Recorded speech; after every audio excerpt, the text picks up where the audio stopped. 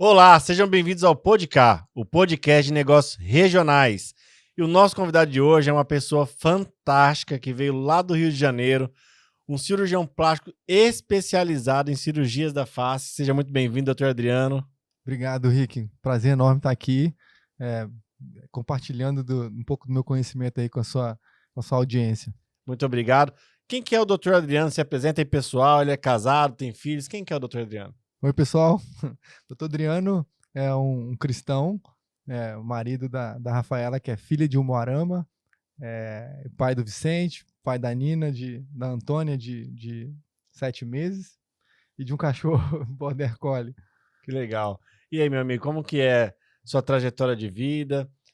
Como que tudo começou? De onde despertou o interesse pela medicina? Conta um pouquinho mais pra gente. Então, essa história começou há muitos anos, quando eu era criança ainda. Eu tenho um padrasto que é médico e é um cara muito humano, um dos caras mais humanos que eu já vi na vida, e que pratica uma medicina com muita sabedoria e humanidade mesmo, né? O cara que olha nos olhos, que toca na mão, que faz diferença na vida das pessoas. Então eu cresci tendo esse exemplo, né? Então eu tinha certeza que eu queria muito fazer medicina e fui nesse caminho. Bacana. E aí você ingressou no curso de medicina e em que momento que despertou o interesse para a área de cirurgia?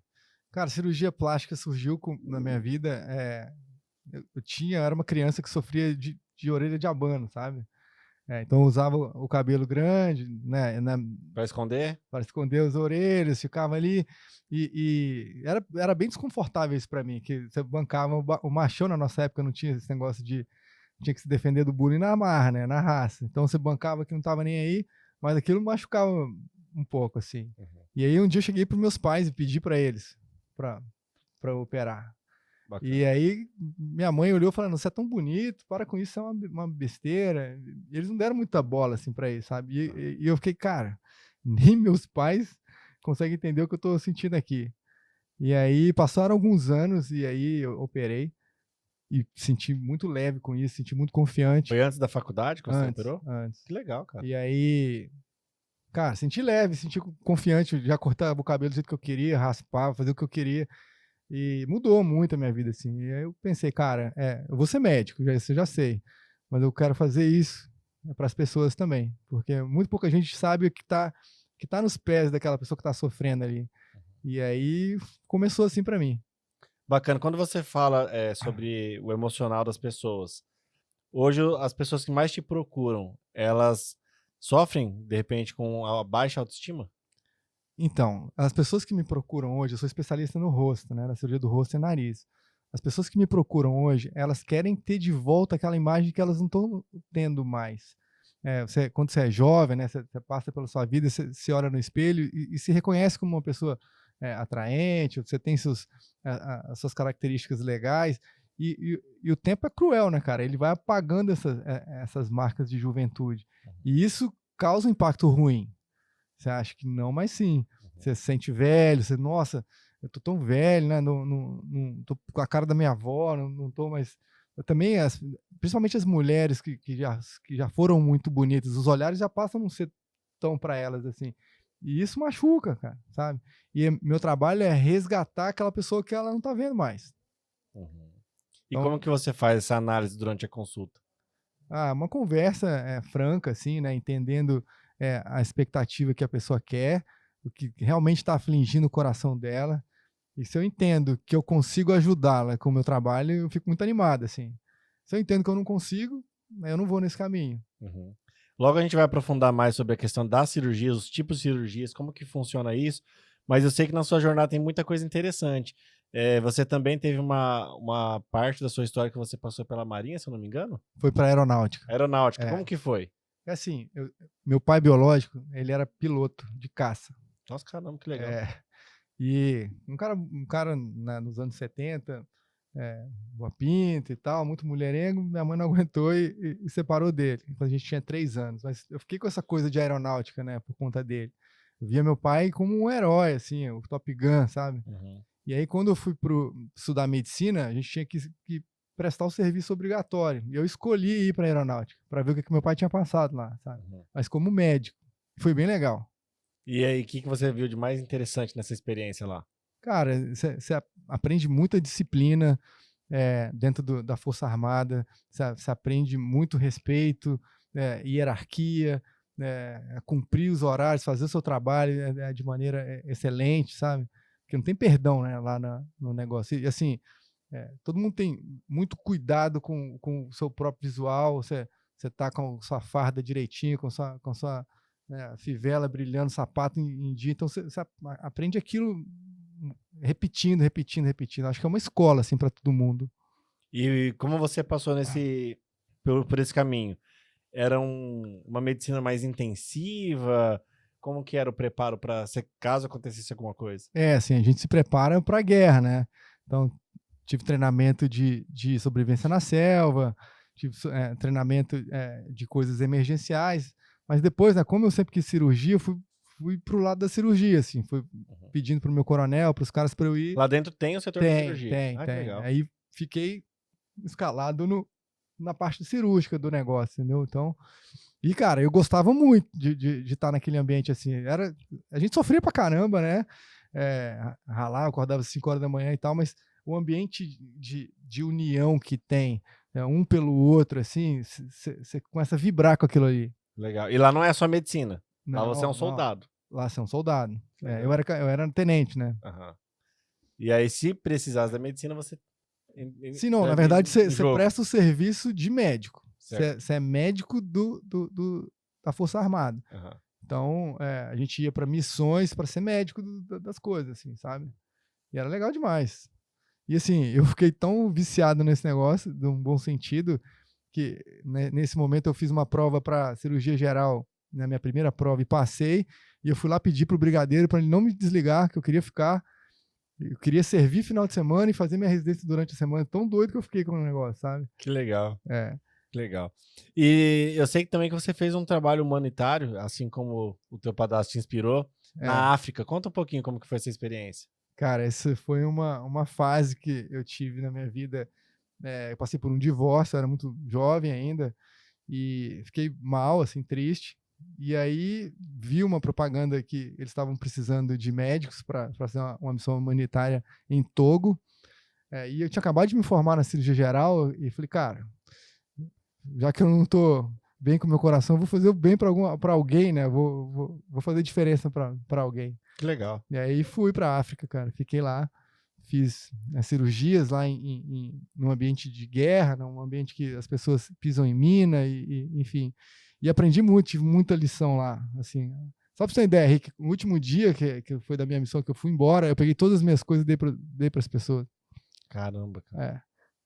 E a realidade da África é aquilo que mostra mesmo. Cara, é muito pior. Eu fui para um lugar que 80% das pessoas têm HIV. Nossa. Todo mundo subnutrido, aqueles menininhos com aquela barrigona, assim, e eles olham para você sorrindo, sabe? É um negócio de cortar o coração, assim, cara. Você não sente direito de ter alguma coisa. Você ficou quanto tempo lá? Fiquei 2 meses. E já foi suficiente para... Cara, e assim, eu voltei assim, quero voltar. Quero ir pro Medicina Sem Fronteira. Quero fazer mais. Só que a vida vai tomando caminho. Vai tomando outros caminhos, assim. Eu tentei muito ser Médico Sem Fronteira e não consegui. Uma questão política, eu não sei. Por falar em tomar outros caminhos, você aí fez a faculdade e eu sei que você teve um mentor muito interessante. Quem que é essa pessoa? Então, eu entrei, né, na prova de cirurgia plástica e aí conheci o Dr. Farid Hakmi, que é um dos principais discípulos do professor Pitangui, que é o maior cirurgião de todos os tempos, é um Pelé da cirurgia plástica, assim, brasileiro. Uhum. E a gente tinha uma escola irmã da escola do professor. Então, no Rio, eu estava na rua Sorocaba e o professor Pitangui na rua Dona Mariana. São escolas paralelas, assim. E toda quarta a gente encontrava com o professor e com o Farid. Assim, são os maiores caras que você pode imaginar. Imagina você nessa área com os maiores de todos os tempos, assim, do seu lado te ensinando. Nossa. Sabe? Bagagem... Ô, Rick, eu chegava na biblioteca, cara, eu demorei uns 3 meses até minha ficha cair que eu tava lá dentro. Eu olhava assim para a biblioteca, eu olhava, cara, eu tô aqui. Eu não acredito que eu tô aqui, sabe? Eu agradeci a Deus, falei, cara, você me colocou aqui. Era muito legal. Que legal, cara. E você conseguiu extrair muita coisa deles? Muito, muito.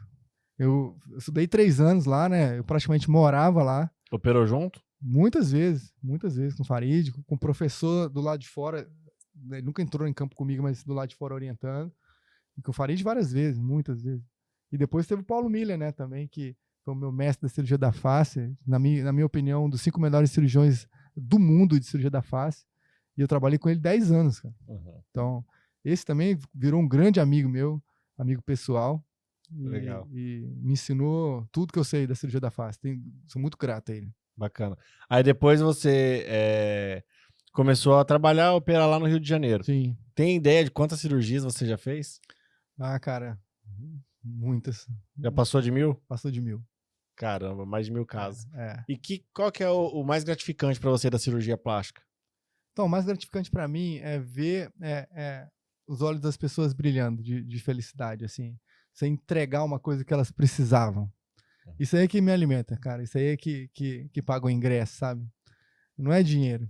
É muito mais que dinheiro. Você cria uma conexão que é quase sobrenatural com a pessoa, cara. Ela tá com uma dor, ela tá sofrendo. E você entrega o que ela precisa. É mágico depois, como é que você olha pra ela olha pra você, sabe? Vocês parecem que são amigos de infância, assim. E tem uma situação até que você me contou um dia, que eu achei super legal, eu quero que você conte pro pessoal que tá nos assistindo. Uma paciente sua, que depois que ela fez cirurgia, ela começou a tirar selfies, né? Sim. Conta esse caso aí, pessoal. Então, essa é uma história de uma filha do meu amigo, que é cirurgião plástico também, o Dr. Roberto. E ela nunca fazia fotos de selfie, nem assim, de perfil e tal, por conta do nariz. Nunca. Então ela tá sempre se escondendo, assim, uma menina bonita. E, mais uma vez, né? Eu tive nesse lado aí, eu sei como é que é. Então, todo mundo falava, até meu próprio amigo falava, cara, ela é bonita, essa maluquice da cabeça dela. Eu falei com ele, cara, não é maluquice, vamos operar ela.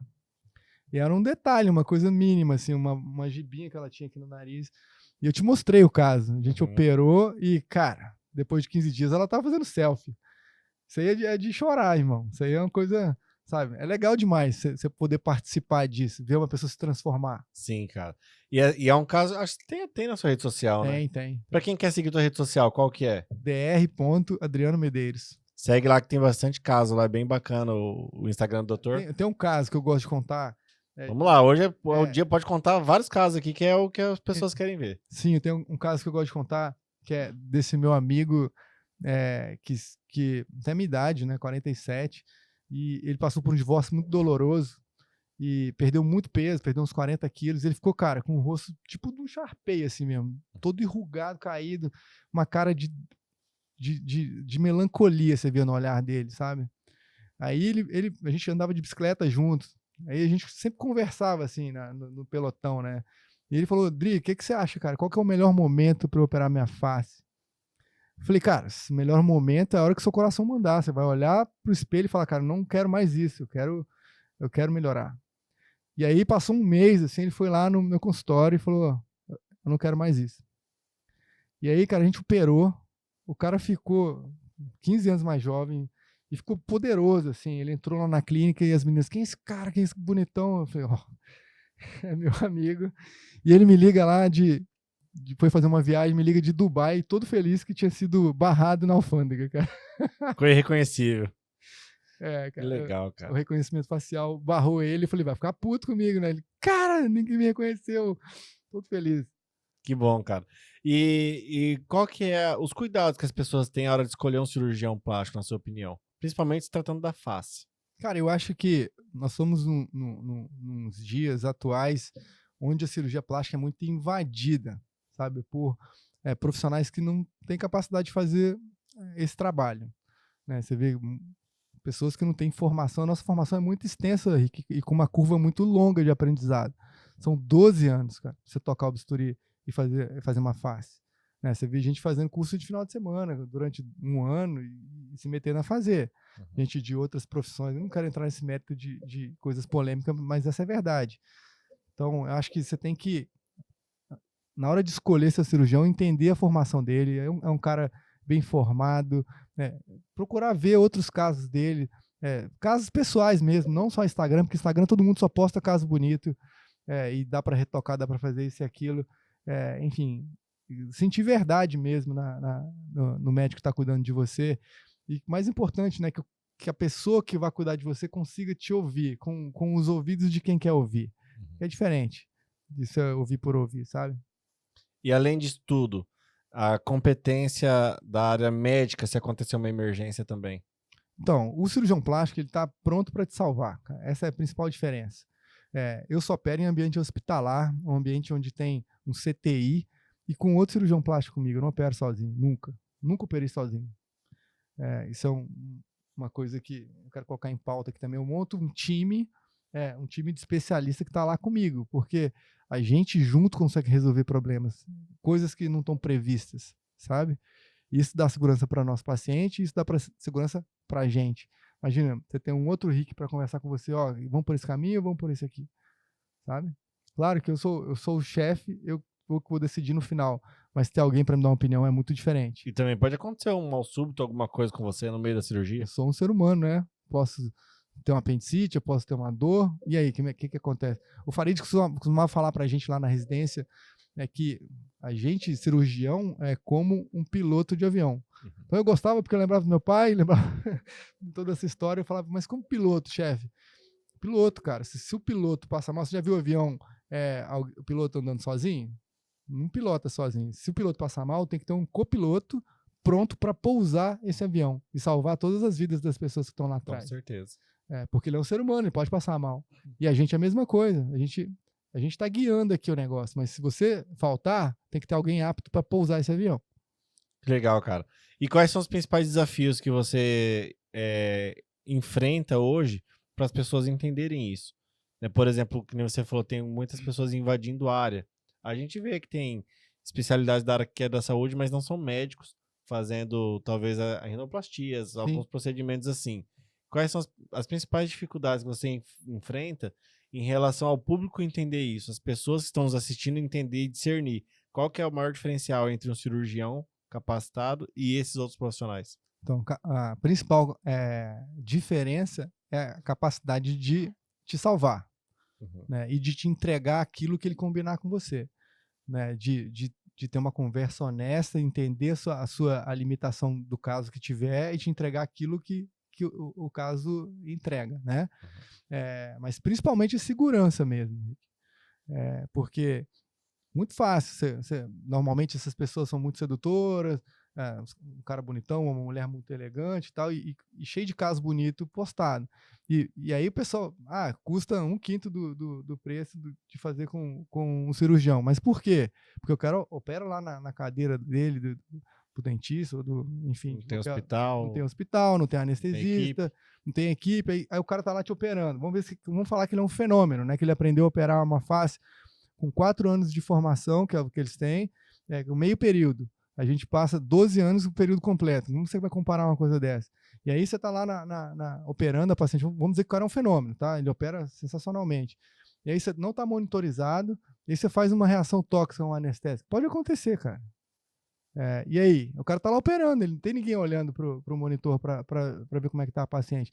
A gente, cara, eu tenho um anestesista ou 2 na cabeceira da minha cirurgia. Eu estou operando lá focado no meu trabalho, eu tenho total tranquilidade que a paciente está sendo vista, entendeu? Qualquer coisa que aconteça, tem uma tela gigante ali, o cara, tá acontecendo isso, entendeu? Tá tudo dentro do nosso controle, cara. Quando a gente fala cirurgia da face, quais são as opções, assim, doutor, para as pessoas entenderem o que é possível ser feito através de uma cirurgia da face? Pode ser bem minucioso nos detalhes, tá? Porque tem muitas coisas que podem ser feitas que vão além do óbvio. Sim. Que muitas vezes a pessoa vai só no óbvio. Nariz, o que mais? Cara, vamos começar de cima para baixo. Bora. A testa, você pode ter uma testa muito longa em comparação ao seu rosto. Então tem uma cirurgia que chama frontoplastia, a gente diminui a testa. Caramba, é possível diminuir testa. E você nem percebe que aconteceu nada, tá? Porque na linha capilar, é uma incisão quebrada que a gente faz, fica perfeito. Que legal, cara. Dá para avançar 1,5 cm, 2 centímetros na testa. Principalmente mulheres sofrem com isso, né? Porque o homem, quando tem a testa maior, vamos lá.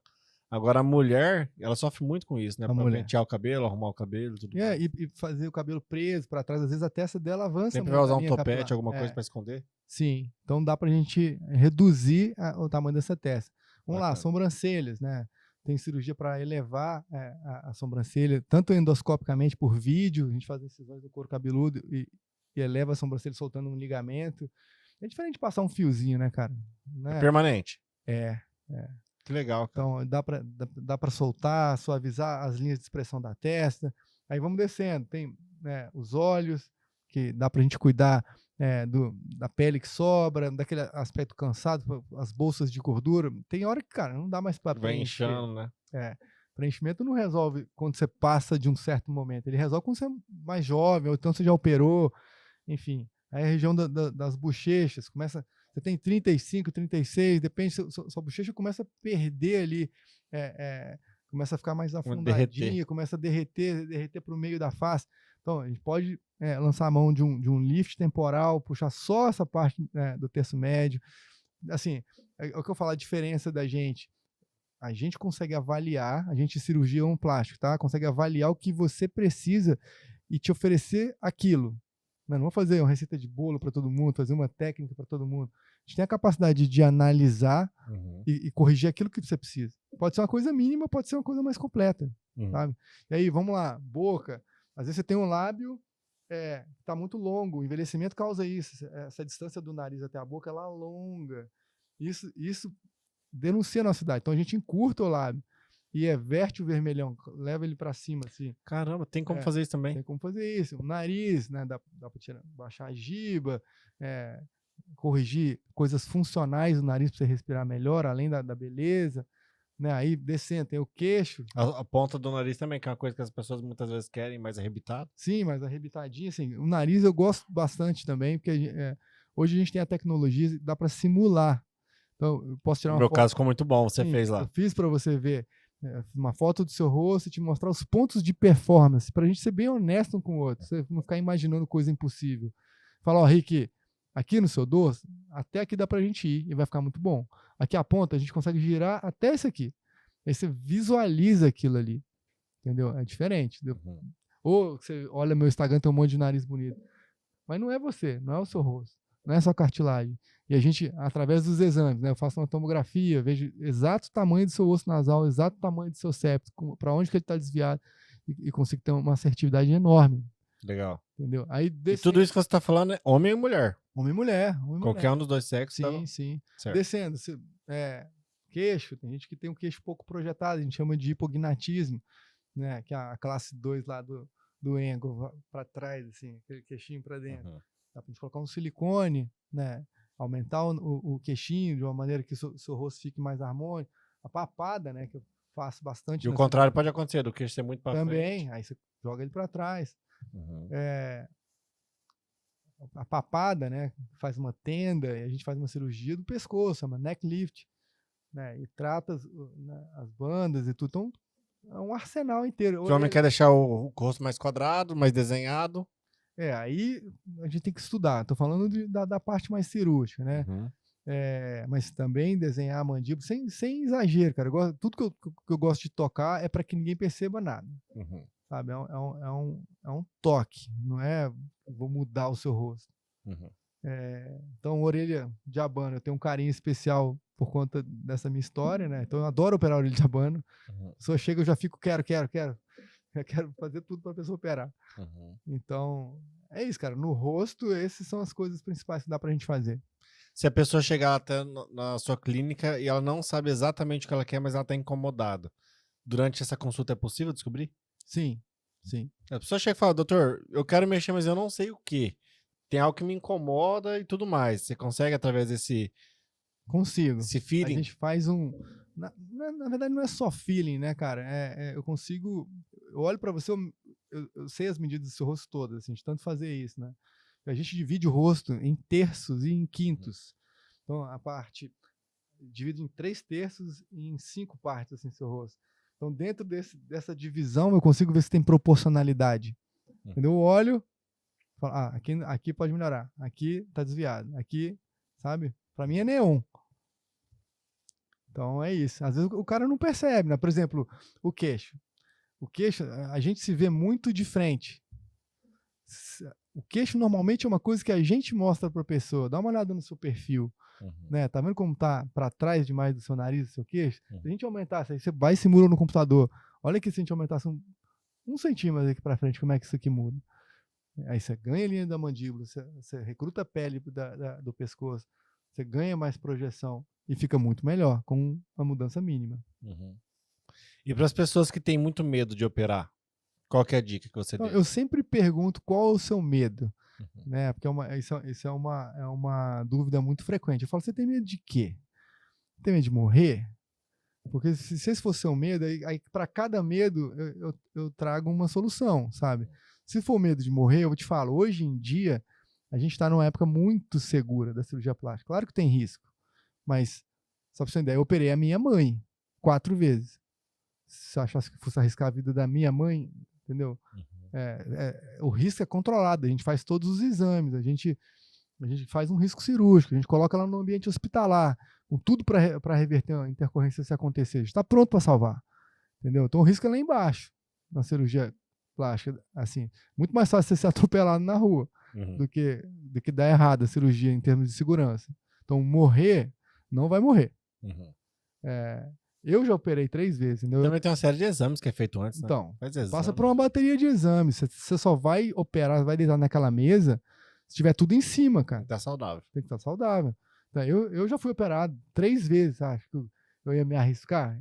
Eu acredito no que eu faço, entendeu? Eu operei a minha mulher, já operei todas as minhas tias, gente minha, assim. Então, aí eu pergunto, seu medo é o quê? Ficar com a cara muito esticada? Ficar com, né, não vou falar o nome de ninguém, mas ficar com o rosto muito artificial? Então vem cá, deixa eu te mostrar como é que a gente trabalha hoje. Estrutura profunda, faz toda uma estruturação do rosto. Quando a gente coloca a pele, é só delicadamente, assim. É só descansando a pele no lugar. E eu recorto o excesso, não tem mais esticar. Então, esse é seu medo? Não preciso desse medo. Aí eu vou perguntar, qual que é o outro medo que você tem? Ah, doutor, eu tenho medo de ficar igual o Michael Jackson. Isso aí as pessoas falam. Então tá, o que você quer? Principalmente do nariz, né? Principalmente do nariz. Você quer um resultado mais natural? Vamos simular aqui. Vamos ver se você gosta disso que eu vou te apresentar aqui. E normalmente quando a pessoa gosta da simulação, é bingo, porque a gente consegue fazer uma coisa muito melhor ao vivo do que na simulação. Uhum. Eu já faço por querer, assim, faço uma simulação meio grosseira, para o cara entender o rosto, ver a mudança, mas depois a gente vai no detalhe, lá na hora do vamos ver. Entendi. Entendeu? E quando você pega um paciente que ele tem um orçamento para fazer, já superou a fronteira do medo, mas aí o cônjuge intervém. Como que você Então, aí lida? a gente tem que conversar com o cônjuge, né? Mostrar para ela quanto que vai melhorar, falando de mulher ou homem, né? O casamento dela, um marido ou uma esposa confiante. Tanto que é bom você ter uma pessoa feliz em casa com o seu próprio corpo. Às vezes a pessoa está sofrendo com uma coisa que você não consegue alcançar, sabe? Você ama o seu cônjuge, você quer ele feliz, você quer o melhor para ele. Então a gente tenta bater nessa tecla aí, sabe? Quem ama, cuida, cara. Você quer sua esposa feliz, ela quer o marido dela feliz. Então isso é uma coisa que ele vai ficar mais confiante, vai se sentir mais bonito, né? Vai melhorar para ela, entendeu? De uma certa maneira. E hoje, para a pessoa que quer fazer um procedimento desse, qual que é o tipo de organização que ela tem que ter? Férias, o que dá para ela trabalhar ou não trabalhar? Falando de cirurgias da face, eu sei que tem algumas que são mais complexas e outras são mais simples, mas no contexto geral, qual que é o tipo de planejamento que ela tem que ter? Então, cirurgia do rosto, eu peço 3 semanas. 3 semanas está ótima já, tá 100 pontos, tá desinchada, você consegue voltar ao trabalho, sabe? Cirurgia do nariz são 2 semanas. Cirurgia da pálpebra, 1 semana, 5 dias, depende. Essas são as mais corriqueiras. Mais corriqueiras que eu faço. E essas pessoas, elas conseguem chegar ao resultado a partir de quanto tempo? Porque tem às vezes um Cara, processo de assim, desinchaço. tem, mas olha só, o que essas cirurgias fazem? A face, você tá com o rosto envelhecido, você sabe o que tá te incomodando. Quando você sai do pós-operatório, você já não vê mais aquilo que tava te incomodando. Então você já gosta. Na hora. Já olha e fala assim, nossa. Aí quando começa a desinchar, você vai ficando apaixonado, entendeu? Com o resultado. 3 meses, então você tá no auge. Eu gosto, inclusive, de assim, vamos conversar com o paciente, colher um depoimento dele. Eu gosto no 3 meses, porque tá, tipo, querendo retribuir. Ele tá com a gratidão máxima, assim, porque é muito legal mesmo, Rick. Bacana. Nariz, cara, o momento clímax pra mim do nariz é quando a gente tira a tala. 7º dia. Eu tiro o gessinho que tem de plástico, né, que chama aquaplast. Eu tiro o gesso e te mostro o nariz pela primeira vez. Tem gente que chora, tem gente que dança, que fala, que te abraça, sabe? Que vê aquilo ali na hora, assim, pum. Aí, claro, o nariz vai inchar, o nariz vai ficar bonito do jeito que a gente planejou com 1 ano. Mas na hora você já não vê aquele calinho que te incomodava, você já não vê o nariz grossinho igual era, já não vê a ponta caída, já vê aquilo no lugar que você queria, entendeu? E depois é refinamento. Para as pessoas que estão acostumadas a fazer procedimentos muitas vezes estéticos, para esconder aquilo que muitas vezes dava para ser permanente, qual que é a dica que você deixa? Então eu deixo a dica o seguinte, cara, não tem, que muita gente acredita, não tem disputa entre procedimento estético e cirurgia. Eles são complementares, são aliados. São parceiros. Cada um tem seu valor. Bacana. E cada um tem seu momento, sabe? Aí, o procedimento estético ele te dá um tempinho a mais. Você cuida da sua pele, você faz bioestímulo, você cuida das rugas com botox, né? Dá para trabalhar bastante coisa, laser e tal. Mas chega um ponto, cara, não dá mais. Tem que entender essa limitação e entender que aí agora é a hora da outra coisa. Agora é a hora de cirurgia. Depois que você operou, voltou para aquele lugar de novo, você pode continuar com seus procedimentos. Então, eu acho que eles se complementam. Isso é uma guerra boba, sabe? E para as pessoas que querem se planejar para fazer uma cirurgia hoje, financeiramente, às vezes ela não tem recurso. Existe linhas de crédito para isso já? Existe, sim. Existe consórcio, existe linha de crédito no banco. Mas, ó, pessoal, hoje em dia, a cirurgia plástica não é igual era na época do professor Pitangui, que os caras cobravam 100 mil dólares, cobravam uma loucura. Hoje não, cara. Você se planeja, né? O hospital parcela, né? A gente viabiliza pra caramba também. Não é nada pra extorquir ninguém. É só um trabalho justo. Quais outras cirurgias que você faz além da face? Então, eu tenho uma formação bem ampla, né, amigo? Eu faço a mama, né, de aumento, de redução, faço lipo, faço abdominoplastia, né, faço braquioplastia, né, cirurgia da coxa, implante de panturrilha, faço bastante coisa. Mas o carro-chefe é o face. carro-chefe é a cirurgia da face, que eu faço melhor. Eu tive o privilégio de trabalhar na melhor equipe do Rio de Janeiro, uma das 5 melhores do mundo, durante muito tempo. Então eu peguei a rotina, sei como é que é, já passei por muita coisa. Então, é o que eu mais sei fazer, cara. Eu faço até dormindo, assim. Primeiro, seja bem-vindo à Capital da Amizade. E segundo, me conte como que você veio parar aqui. Saiu lá do Rio de Janeiro e veio parar aqui em Umuarama. Cara, foi assim, obrigado, né? Tô muito feliz de morar aqui. Já me sinto da terra, sinto umuaramense, me sinto abraçado por vocês. E, cara, foi uma proposta que eu tive de um amigo da minha esposa para trabalhar na clínica dele e vim para cá com a família. Ele falou, cara, tô construindo um negócio aqui, vem para cá. E a gente já estava sentindo no coração essa vontade de sair, porque apesar do trabalho tá muito bom lá, já estava muito estabelecido, tinha uma clínica com 11 funcionários, né, tava bem já. Mas a parte de morar no Rio e a gente com 2 crianças pequenas não estava bem. A minha mulher estava grávida, né, pela 2ª vez, e a gente com um neném pequeno. E como a família dela é daqui de Umuarama, então eu fiquei muito simpático a fazer essa transição, né? Então chegou aqui e comecei a trabalhar e a gente teve uma visão um pouco diferente do trabalho e eu resolvi seguir por outro caminho, assim. Fui para a Clínica Viver, onde encontrei a doutora Gláucia, que me acolheu, né, me abraçou e a gente comunga mais das mesmas ideias, sabe? Não tem certo e errado, é só uma questão de ponto de vista, de direcionamento, assim, sabe? Que eu me identifico mais. E estou muito feliz aqui no lugar que eu estou agora, nessa clínica nova, e cuidando das pacientes, podendo fazer uma medicina mais humanizada, sabe? Tô me encontrando. Acho que o primeiro ano é difícil, né? Tô quase 1 ano aqui. É adaptação, né? Mas eu já me sinto daqui, eu já gosto, né? Ainda vou para o Rio operar todos os meses, fico 5 dias lá e volto, mas confesso que já fico com saudade de voltar para cá. Acho que quero construir uma história muito bonita aqui, né? Quero ver meus filhos crescerem aqui, construir uma coisa bacana para a cidade. Eu tenho muito para entregar. Bacana, e a cidade tem muito a oferecer. Isso aí. Umuarama é uma cidade que eu falo que ela se destaca muito no Brasil inteiro e muitas pessoas da própria cidade não sabem disso. Mas Umuarama ele fica entre as 100 melhores cidades. É uma cidade que, em termos de vertical, comparada à quantidade de população, é a maior do nosso estado. Então, tem muitas coisas que a população não sabe daqui. A gente vai tentar trazer cada vez mais essas evidências para que as pessoas tenham esse conhecimento. Doutor, me fala qual foi o caso mais difícil que você já operou? Caramba. Deixa eu pensar aqui. Já tive alguns casos difíceis, que normalmente quando os casos são mais complexos eu chamo ajuda. Uhum. Eu ligo para os meus mestres e a gente faz um planejamento junto, sabe? Porque eu acho que ter humildade nessa hora, acho que o ego tá por fora, sabe? O ego é inimigo. Então, chefe, o que o senhor faria nesse caso aqui? O Farid tem mais de 9 mil faces, Nossa. entendeu? O Dr. Paulo tem mais de 5 mil. Já tá chegando a 6 mil faces operado, entendeu? Cara, tem uma Face, mão eu tô falando. incrível. Só face, né? Outras cirurgias não. Então, os caras já viram de tudo. Então, eu sento com eles e tento discutir, tento montar um time para me ajudar. Eu peguei um caso de sequela de outros profissionais aí. Não gosto de ficar falando isso, mas o paciente estava muito deformado, com uma corda no pescoço, enfim, e triste mesmo, sofrendo. Então, a gente mostrou para ela a limitação, que não ia ficar perfeito, mas eu consegui corrigir, melhorou 80%. Sabe? Acho que foi o caso mais difícil que eu peguei. Uhum.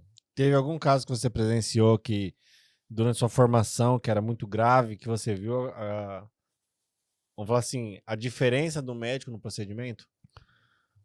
Sim, sim. Principalmente lá na residência que eu fiz, né? Eu via isso o tempo todo. Os caras bem informados, os caras calmos. O que é a diferença, cara, que você comentou mais cedo? O cara que é bem informado e tem uma curva grande. Por exemplo, a gente passa pela cirurgia geral, né? Eu trabalhei no hospital de trauma no Rio de Janeiro durante 3 anos, operando baleado todo dia. Não tem um dia que eu fui para lá e não operei um baleado. Então, 3 anos. Eu tô falando. Então, você pega Caramba. muita experiência com isso e perde o medo de coisas graves, sabe?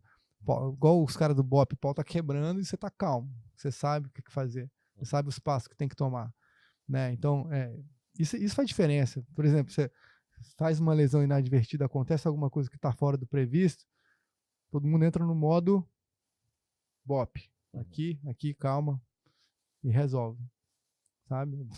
Sei lá, uma jugular que sangra, um sangramento que veio do nada, assim, que a maioria das pessoas se desespera, essa diferença do cara bem informado, que está acostumado com aquilo ali.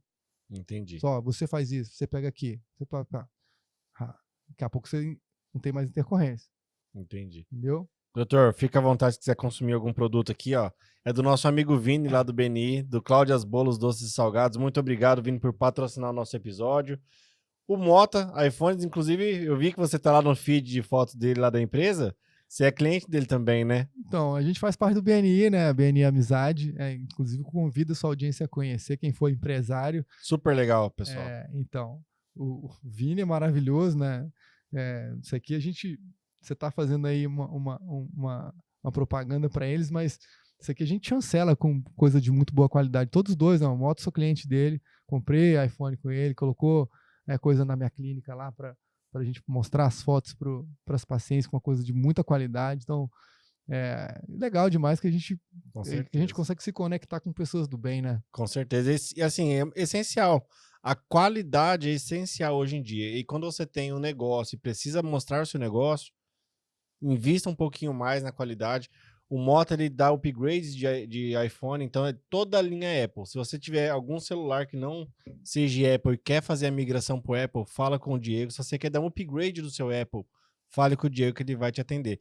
E uma coisa que é legal, ele já te entrega o aparelho configurado. Né? Sim, não, eu fui lá, né? Ele foi na minha clínica também. Eu fiz um upgrade do meu, eu tinha um 15 e a gente subiu para o 16. E ele instalou um Apple TV lá na minha TV, super atencioso, foi lá algumas vezes conversar comigo e tal. Então, um garoto do bem, quero ver ele crescer e voar. Parabéns, Diego. Muito obrigado aí pelo patrocínio aqui do nosso podcast. Obrigado por acreditar no nosso negócio, incentivar a nossa empresa. E outro parceiro nosso aqui, ó, Filato Bene, que é a marca que veste líderes. Eu tô todo vestido de Filato Bene aqui. Obrigado, Léo, aí pelo atendimento, por acolher também o nosso projeto. Você também é clientão lá do Filato, né? Cara, eu acho que eu que pago os boletos do Léo. Tem mais terno que a própria loja. Eu tenho muita coisa, porque é uma loja que você sente em casa, isso é muito importante, né? Você entra, O Léo é super boa praça, mas ele te deixa super confortável, né? Aquela loja que fica te empurrando coisa para comprar.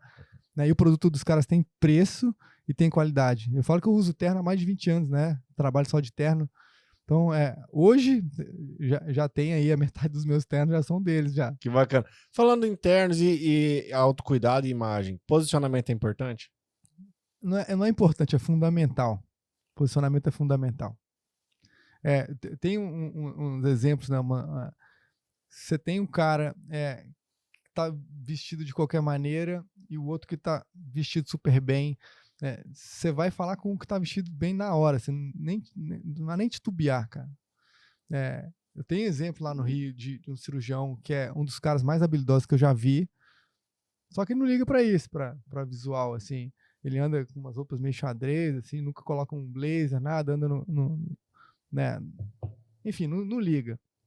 E o consultório dele não é cheio. Ele não é um sucesso que ele deveria ser por conta do talento dele. Uhum. Tô falando dos caras mais talentosos que eu já vi, tá? Uhum. Tô falando do cara que faz milagre, rápido, preciso. E ele só tá sempre em hospital público, nunca consegue destacar na clínica particular, porque ele não consegue se posicionar. Eu vejo que o posicionamento ele é tão importante quanto as habilidades. Porque se você dependesse apenas da sua imagem para vender o seu negócio hoje, você venderia? Essa é uma frase interessante da gente colocar na mesa, né? E quando a gente fala em cirurgia da face, muitas vezes, muitos empresários estão deixando dinheiro na mesa por não ter feito talvez um procedimento. Muitas vezes a pessoa ela tem vergonha de alguma parte do corpo. Vou dar um exemplo. Se a pessoa tem vergonha da própria orelha, às vezes ela vai usar o mesmo penteado o resto da vida, ou ela vai ficar escondendo aquilo, ou ela vai ficar falando meio de lado. Cara, falando Isso atrapalha os negócios, mas vamos lá, vamos trazer pro lado comercial, porque nossa audiência é empresários. Falando do ponto de vista comercial, vamos falar de número, tá? O empresário homem, ele o que ele quer ser visto? Não é como o mais bonito, ele quer ser visto como o mais forte, como líder, como o cara que chega e resolve. E quando você envelhece, você fica com a imagem frágil. Por mais que você seja forte e tudo mais, o seu rosto começa a derreter para o centro, né, da lateral para o centro, sua mandíbula, que é um dos sinais de força, ela encurta. E isso, a mensagem subliminar para o nosso cérebro o cara é frágil. Então, quando você opera um cara desse, e coloca a mandíbula dele lá alongada, coloca o rosto no lugar correto, tô falando de esticar e deixar com cara de garotão, não. Tô falando de dar para ele os traços de virilidade. Ele volta a ser o macho alfa, o cara que domina, o cara que comanda. Esse é o chefe. Não importa ele tem cabelo branco, ele tá com tudo em cima, entendeu? É a mesma coisa, você tá em forma, tá em boa forma física, é importante também. Né? Então, para as mulheres, ser jovem fala muito também, porque quando você envelhece, você passa a não ser mais atraente. Hoje, você vê as mulheres de 50, elas são as novas 30. Você vê que elas se cuidam, elas vão para academia e elas ficam com um corpo incrível.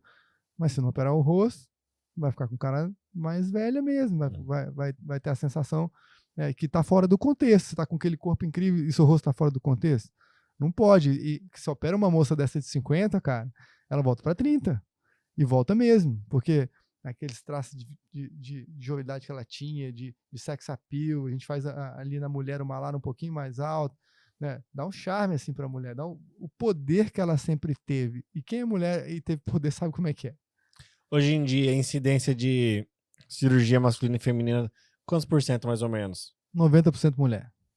Cara, os homens estão perdendo tempo, então. Perdendo tempo. Mas assim, a gente tá falando de ponto de vista empresarial, né, cara? Essa coisa do sex appeal, né, o capital sexual que chama, não numa conotação de sexo por sexo, não, tô falando se chama capital erótico, como a pessoa se veste, como ela se comporta, né, que fala muito do posicionamento que a gente está falando aqui. Isso vai se faturar muito mais, quase 40% a mais. Tem um livro, cara, que chama Capital Erótico, eu aconselho aí a audiência a ler. Pô, vou ler também. E aí, tem algum motivo das mulheres procurar mais cirurgia do que o homem? Porque elas estão muito ligadas com essa questão nível de consciência. Elas não nível têm de vergonha, consciência. Pronto, aceitou isso e acabou. E o homem tem uma questão... processo de aceitação. Exato, é uma questão cultural. Eu vou ser menos macho, isso é coisa de mulher, enfim, mas Mas vem aumentando? vem aumentando, sim. Ano a ano vem aumentando, principalmente nariz e o rosto, né? Pro homem que às vezes ele quer mexer no rosto, mas ele também quer dar um talento aqui ter o tanquinho, Sim, arrumar sim, tórax. É possível? é possível, claro. Só não é possível no mesmo tempo, Uhum. porque a gente bate na questão da segurança, né? Então eu gosto de fazer uma coisa de cada vez. A gente faz o rosto. O rosto é seu cartão de visita, né, Rick? Não dá pra. Não tem talento pra você fazer, não tem uma cinta pra você colocar, não tem nada. É o Só se usar rosto. burca. Então. Então, Não é a nossa realidade. arruma o rosto, aí eu vou te mandar pro meu amigo né, o endócrino, você arruma a parte endócrino metabólica. Tô falando de tomar nada errado, não. Só para chegar na saúde. Vai lá pra academia, né, começa a se cuidar, muda, e aí a gente opera. Então tem todo um contexto, não é só chegar e operar. Tem um preparo. Tem. E também tem o pós, né? Tem um pós também. Porque se a pessoa não respeitar o pós... Estraga tudo. Ah. Aí a gente sempre fala, ó, eu fiz minha parte, mas a gente é um time. Não dá pra esquecer isso. Cada um tem sua importância. E a sua é tão importante quanto a minha. É isso que eu falo pro meu time também. Eu tenho uma equipe grande, cara. É um movimento, umas 10, 11 pessoas que vão participar da cirurgia. Né? Dentre elas, né, tem anestesista, tem 1 ou 2 cirurgiões plásticos comigo, tem circulante de sala, tem 2 instrumentadoras, tem 2 enfermeiras. Aí, ó, como é que já tá?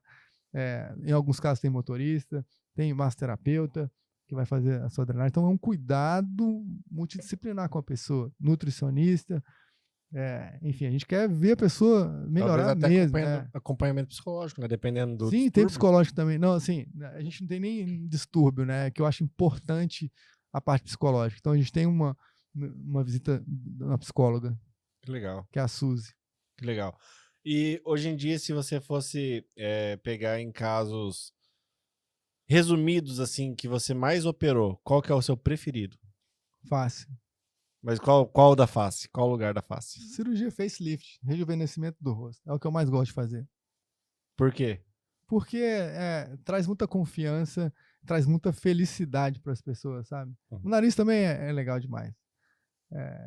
Assim, tem coisa que, cara, você até se emociona de entregar uma coisa. Vou te contar um caso aqui rapidinho. Uma menininha jovem, 15 anos, com um narizinho de batatinha, assim. Chegou lá no meu consultório com a mãe, e a mãe falava por ela. Eu falava, não, eu quero ouvir o que ela tem para falar, deixa ela falar comigo, fala comigo. E ela assim, a mãe falava, ela quer isso. Eu, não, deixa ela falar comigo. Toda assim, introspectiva, olhando para baixo e tal. E assim, um problema de confiança bem na cara da gente, assim, sabe? Aí eu operei o nariz dela, uma coisa mínima, tá? Cirurgia simples, assim, fiz uma pontinha mais arrebitadinho, mais delicada, do jeito que ela queria e que dava, né? Cara, essa menina chegou no pós-operatório, quando tirou a tala, me olhando no olho, ela chegou falando já comigo, assim. Eu falei, uau, ela já mudou. E aí, Rick, no final do ano, cara, ela me chama pra ir pra apresentação dela de teatro. Que legal, cara. Que legal. Olha a gratidão. Porra, eu fiquei todo arrepiado. Eu falei, cara, isso pode ter mudado a vida dela. Tipo, ela pode ir numa entrevista de emprego e olhar no olho do entrevistador dela. Porque ela tá confiante, entendeu? Essa autoconfiança que eu quero depois bater um pouco mais em cima ainda no mercado empreendedor. Mas, já que você tocou no assunto menininha, a partir de que idade é possível fazer cirurgia plástica? Lógico, com autorização e acompanhamento dos pais. Cirurgia plástica do nariz, 15 anos. Né? Mais jovem não dá por conta do crescimento da face. Ainda tem modificação. Ainda tem modificação. Orelha de abano, 7 anos. Que é com 7 anos, então, 7 anos você a orelhinha já tá ali, já pode... Você já cresceu a sua face 80%. Então vai reduzir o bullying muito. Cara, 7 anos... bem na idade que começa o bullying, né? É a hora. 7 anos é a hora. Você tem um filho que tá sofrendo com isso, traz ele. 7 anos, é a hora. Antes dele entrar na escola. Não deixa sofrer, né? Não deixa nem passar, entendeu? Por isso. Que mais? Isso, cirurgia que eu já fiz uma menina mais jovem foi a mama, redução de mama na menina de 14 anos. Importante. Você tem esse caso, é bonita essa história, né? Conta pro pessoal. Então, essa menina, ela tinha, né, gigantomastia, com a cirurgia, a mama muito pesada e estava machucando muito ela. Primeiro, o isolamento social, né? Ela não sentia parte das coleguinhas, ela tinha uma mama muito grande mesmo, tô falando de 2 quilos de mama, uma menininha de 14 anos. E você viu que ela se isolou, ela já não tinha namoradinho igual as outras já começam, né, conversar disso, daquilo. Ela se sentia totalmente excluída, assim, ela usava aquelas roupas folgadonas, assim. Enfim, a mãe levou para conversar comigo. Eu falei, ó, eu topo fazer, mas tem alguns poréns aqui. Eu preciso de apoio irrestrito dos pais, eu preciso de uma pediatra falando comigo que tá tudo ok, e de um psicólogo, porque reduzir a mama não é igual pintar o cabelo. E numa menina de 14 anos, essa mama pode crescer de novo. E a gente tem que operar de novo. Isso tem que estar bem claro para todo mundo, sabe? Então eu fiz a cirurgia e a menina virou outra, cara. Chegou lá toda bonita, com a roupinha já de menininha mesmo, sabe? Legal. Porque até dificuldade para encontrar roupa, né? Então, ela falava, eu não faço esporte na escola porque eu não consigo, meu peito balança demais, minhas amigas jogam futebol, jogam handball, eu não consigo, sabe? Totalmente a par, assim, das outras. E a mãe, eu tenho um depoimento da mãe, cara, falando, depois eu vou te mostrar, quanto que isso mudou a vida da filha, sabe? Ela via a filha definhando, sabe? A gente é pai, você é pai também. Sim. Você vê sua filha, né, sofrendo, definhando, não tem como, cara, entendeu? E aí ela fala aqui no depoimento dela ali, porque eu fiz pelo meu projeto, eu tenho um projeto social, depois a gente fala sobre isso. E ela falou, cara, você que é mãe, você tá vendo sua filha, traz ela, porque isso vai mudar a vida dela. E isso, cara, se isso não for incrível, cara, eu não sei o que é. E para quem que a cirurgia talvez não é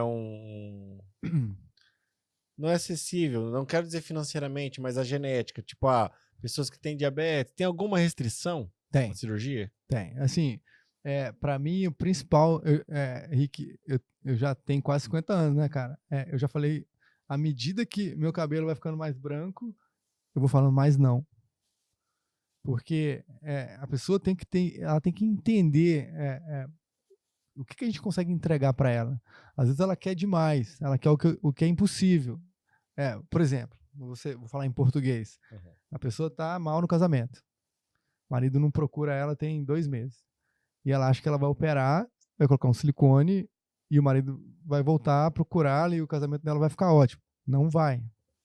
Não é para isso que você vai operar. Então a pessoa que chega, meu marido, não sei o quê. Não, filho, vamos conversar. Você precisa de resolver outras coisas primeiro, depois operar. Outro dia chega uma lá, linda, parece uma boneca. Doutor, quero aumentar meu peito. Mas por quê? Seu peito tá tão bonito? Porque eu quero aumentar. Não, mas não precisa. Comigo você não vai fazer isso. Eu não vou machucar seu corpo, colocar um negócio que tá tão bonito. Então eu quero fazer uma lipo. Mas você não precisa fazer lipo, não tem gordura para fazer lipo. Não, mas é uma coisinha aqui. Não dá. Então aumenta minha boca. A boca já é desse tamanho, cara. Aí eu falei, vamos fazer um negócio? Eu não consigo te ajudar. Você vai passar na recepção e a gente vai devolver sua consulta para você. Eu não consigo alcançar o que você quer. Não sou eu que sou o profissional que vai te ajudar. Então, restrição que eu acho é irrealidade do que você quer e querer coisas fúteis, sabe? Quero porque eu quero? Não, cara. Quero porque eu tô sofrendo, porque isso tá me machucando, que eu preciso desse negócio. Tem que fazer sentido. Então. Quando a pessoa precisa do que eu tenho para oferecer, cara, é bingo. Sabe? Quando ela acha que aquilo é qualquer coisa, não é bingo. Rico, eu não tô falando de dinheiro, cara. Ela pode me dar R$1 milhão, eu não opero. Bacana, cara. E questão de saúde, tem pessoas que talvez seja mais restrito isso? Tem sim. Às vezes tem pessoa que tem doenças crônicas, né, que não dá para anestesiar, que corre um risco muito grande, ou é revascularizado, ou tem problema sério do coração, e aí não dá. Aí a gente fala, não dá. Né? Eu gostaria muito, é um risco mas muito não dá. alto. Não tem condições. Tem condição. Vamos falar daquele projeto seu lá, como que é? Cara, é um projeto que nasceu na pandemia, chama Plástica do Bem, um negócio que enche meu coração de alegria, que foi uma coisa que nasceu da minha mulher e de mim, né? A gente morava no Rio e os hospitais pararam, a gente já não podia operar e a gente foi, né, ficava muito em casa, né, tinha que ficar em casa e a gente às vezes saía para ir no mercado, alguma coisa, todos os sinais que a gente parava, tinha, cara, 50 pessoas cercando seu carro. Era uma coisa louca, assim, pessoa com fome na rua, assim, né? Aí cara, a gente precisa fazer alguma coisa. E aí a gente juntou com os vizinhos em casa e a gente começou a fazer quentinhas. Quentinhas é a famosa marmita, viu, marmita, Moranense? marmita. Lá no Rio é quentinha, né? Quentinha. Eu era responsável pelo feijão, eu e a Rafaela. E aí tinha nossos vizinhos, né? Um era responsável pela carne moída, outro pelo arroz e tal. E a gente descia pro play, montava as quentinhas e saía na rua para distribuir. Uhum. Chamava Domingo Solidário. A gente fazia isso todo domingo. A gente fez isso um tempão, uns 6 meses mais ou menos. E aí os hospitais foram abrindo, foi voltando e tal. Aí eu falei com ela, eu quero continuar. Eu gostei. Quero continuar alimentando as pessoas. Só que meus vizinhos já não perderam o gás, já não fazia mais sentido, e também não tinha mais tempo, né, e tal. E eu falei, cara, com ela, eu quero montar uma equipe para fazer cirurgia plástica pelo preço operacional. E a gente coloca uma gordurinha para a gente continuar fazendo as quentinhas. O que seria o dinheiro para mim? A gente coloca um dinheirinho para a gente continuar alimentando as pessoas. E assim começou, cara. Eu fui atrás de uns residentes, que a molecada doida, com fome de operar, né? Pegar a mão? Para pegar a mão, para aprender. Então a gente fez uma corrente do bem, né? Então as pessoas operavam por um preço bem acessível, assim, né? Tem a minha cunhada que fazia essa parte da assistência de ver se a pessoa precisava mesmo, né? Aí a gente escolhia caixa de supermercado, a pessoa que trabalha no metrô, uma pessoa que está sofrendo e que precisa do que eu sei fazer. E falar, aqui não é o dinheiro, a gente vai viabilizar. Tinha um consultor financeiro que ajudava a pessoa a se organizar, e ela conseguia aquele dinheirinho, a gente ia lá e operava, e colocava os residentes para cuidar toda semana, para fazer curativo e tal, junto comigo. E, cara, tem 3 anos aí, tem, sei lá, mais de 20 mil pessoas alimentadas na rua. Que legal. Chama Plástica do Bem. Agora eu vim para o Moarama, eu tô querendo trazer para cá. Vamos ver se eu consigo. Conte comigo para esse projeto aí. Obrigado. Vamos dar voz e amplitude para esse projeto, porque, poxa, beneficia muita gente. Sim. Parabéns. Eu vi que na cidade não tem muita gente em situação de fome, né? Mas a gente acha outra coisa para ajudar. Por ser uma cidade interior e por ser sul, Uhum. a coisa é um pouco diferente, né? Então, talvez encontre em grandes centros, mas Curitiba, alguma coisa assim deve ter. Não, mas aqui eu quero ajudar a comunidade, né? Agora eu sou daqui, eu quero fazer uma coisa por aqui também. Acho que, Rick, a gente tem que retribuir um pouco do tanto que essa profissão dá pra gente, né? Uhum. Então, vamos descobrir o que o Moarama tá precisando e a gente traz um projeto com isso pra cá, né? E pode contar comigo pro projeto. Obrigado. Vamos voltar a falar um pouquinho mais de empreendedorismo antes da gente já ir pro encerramento? Sim. Eu vejo o seu negócio como investimento. Porque ele é permanente e ele traz retorno financeiro e retorno pessoal. Sim.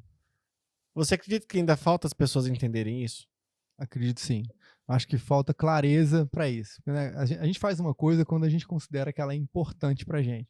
Você faz um movimento para aquilo acontecer se você considera que é importante. Se não é, está lá no 10º plano, você não faz movimento nenhum. Né? Então, eu acho que é importante sim, principalmente para a gente que quer se posicionar, é empresário, quer a imagem de liderança, a parte do posicionamento, do jeito que você se veste, do jeito que você se comporta, e o jeito que você se apresenta é fundamental. Uhum. Eu vou dar alguns exemplos aqui, doutor, se você me permitir. Claro. Quero falar um pouquinho. Sim. Pessoal, você que está nos assistindo, muitas vezes você está investindo aí num bom veículo, numa boa roupa, até talvez numa oratória, que nem a gente faz parte lá do BNI, mais de 80 empresários te vendo ali. Sim. Então isso traz um certo... Você tem que ter um certo apoio de autoconfiança, mas muitas vezes você está deixando a sua alta imagem, seu autocuidado, aquilo que você no seu íntimo sabe que te incomoda, para trás. Então, às vezes, em vez de você trocar o carro agora, ou até mesmo fazer algum outro investimento, invista em você, cara. Porque esse investimento vai voltar. Faz um ROI. Eu vou gastar X mil em cirurgia. Se eu gastar nisso, eu vou ter mais autoconfiança, eu vou vender mais. Se eu vender mais, ou eu vou ser o melhor líder, ou eu vou conseguir me posicionar melhor, eu vou fazer mais network, eu vou conhecer pessoas, me conectar com pessoas, ou até mesmo tá procurando uma esposa ou um marido. Isso vai refletir em tantas áreas da sua vida. E muitas vezes a pessoa vê isso como um luxo, né? Como uma coisa supérflua. E ela é um investimento muito importante. Assim como você faz a barba todas as vezes no cabeleireiro, para dar manutenção na sua beleza, na sua autoestima, cara, cirurgia plástica ela pode ser definitiva. Exatamente, é exatamente o que eu penso. E esse capital, ele abre portas, ele cria oportunidades. O cara olha para você assim, que você tem aquele primeiro impacto, né? A pessoa olha e fala, eu confio nesse cara, Uhum, né? Então, eu acho que é sim um investimento. Se você colocar como ROI, você vai ver que é barato ainda. uhum. Com certeza. Meu irmão, tem mais alguma coisa que você queira falar? Alguma pergunta que você quer que eu te faça? Pode ficar à vontade, o momento é seu. Não, eu tô bem. Tô só agradecer a oportunidade de estar aqui e a oportunidade nos bastidores, de ser seu amigo, né? Você é um dos primeiros caras que eu conheci aqui. Então, tenho muita gratidão a você. Você abriu as portas da sua revista para mim. Eu sou um forasteiro, né? Não sabe nada de mim, já me acolheu. Então, você ganhou um irmão. Entendeu? Você conta comigo. Foi um prazer te conhecer. Na verdade, está sendo um prazer te conhecer mais. Sim. Tem que até que marcar um churrasco, né? Até Vamos hoje não saiu. marcar, vamos marcar. Minha filha já nasceu. Dona Letícia. Inclusive, você tem uma história legal, né? Ah, Quer contar a história do parto da sua esposa? então, quero. É uma história legal. Só quebrando o protocolo do encerramento. Pode contar. Então, pessoal, eu tô tão umuaramense agora já, né?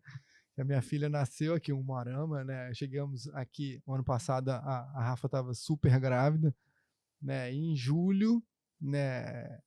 Começaram as contrações do parto e ela quis ficar um pouco em casa, né? Ela é muito calma, né? Chegou a hora, a bolsa rompeu e tal, a gente foi para o hospital.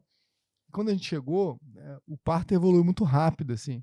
Eu estava lá entregando os documentos e a enfermeira veio, doutor, corre aqui em cima, sua filha vai nascer.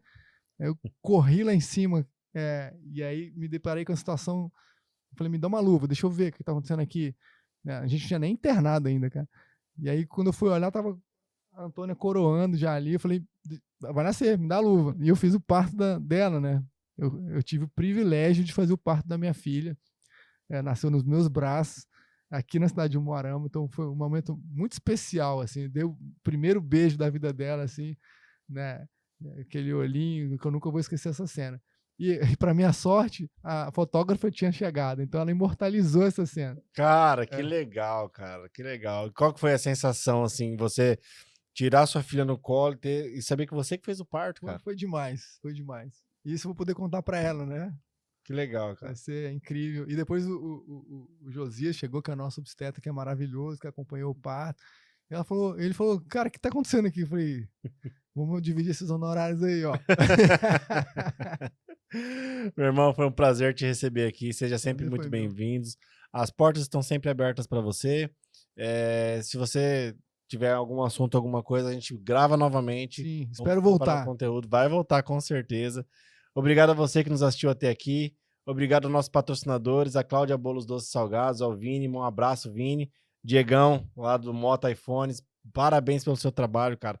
Toda a linha Apple, 100%. O que vocês precisarem, pode contar com ele. Pessoal, só interrompendo aqui, fiquem de olho na próxima edição da Revista K, que eu trouxe uma história real de uma moça daqui de Umuarama, que eu tive o privilégio de operar, que ficou incrível, e eu conto essa história na revista, então não perde não. Com certeza. Vejam a revista lá, ela tem a matéria do doutor.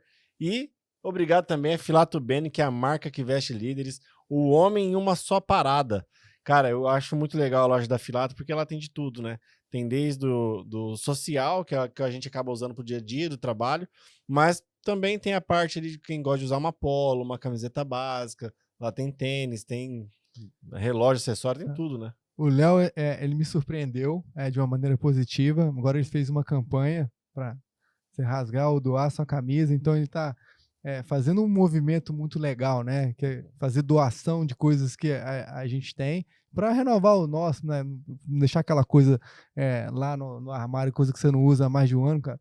Léo, parabéns, que isso é uma iniciativa legal. Eu vou participar, hein? É isso aí, meu irmão. Muito obrigado por você ter vindo, viu? Valeu.